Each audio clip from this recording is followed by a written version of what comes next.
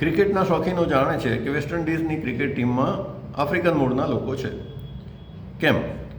તો West Indies ટાપુઓ એ ખરેખર તો અમેરિકામાં આવેલા ટાપુઓ છે.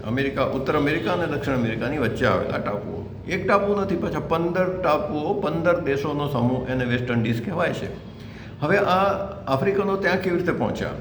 તો આપણે જાણીએ છીએ કોલંબસે અમેરિકા ખંડ શોધ્યો, યુરોપિયનો બંદૂક લઈને ત્યાં પહોંચી ગયા. આખું ઉત્તર અમેરિકા, દક્ષિણ અમેરિકા, આ વેસ્ટ ઇન્ડિઝ ટાપુ બધામાં એ લોકો ત્યાં પહોંચી ગયા હતા. અને મૂળ આદિવાસીઓ સાથે સંઘર્ષ થયો, આદિવાસીઓ મરી ગયા અને આ લોકો ત્યાં જમીનોના માલિક થઈ ગયા, મોટી મોટી જમીનોના માલિક થઈ ગયા.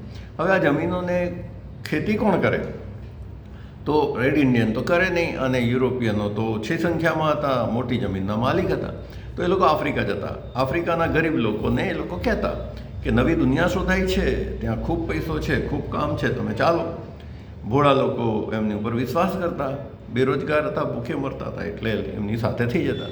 હવે એમને સ્ટીમરમાં બેસાડવામાં આવતા, અમેરિકા લઈ જવામાં આવતા અને ત્યાં જઈને એમને ગુલામ બનાવવામાં આવતા. એ લોકો પેઢી દર પેઢી ગુલામ બનતા, એમના સંતાનો પણ ગુલામ બનતા અને ખેતીમાં કામ કરતા. આજે આપણે જેને નોકરી કહીએ છીએ એવી નોકરી નહીં, માત્ર ગુલામી. કામ કરવાના બદલામાં ખાવાનું મળે, કપડાં મળે, બસ, કંઈ પગાર ના મળે.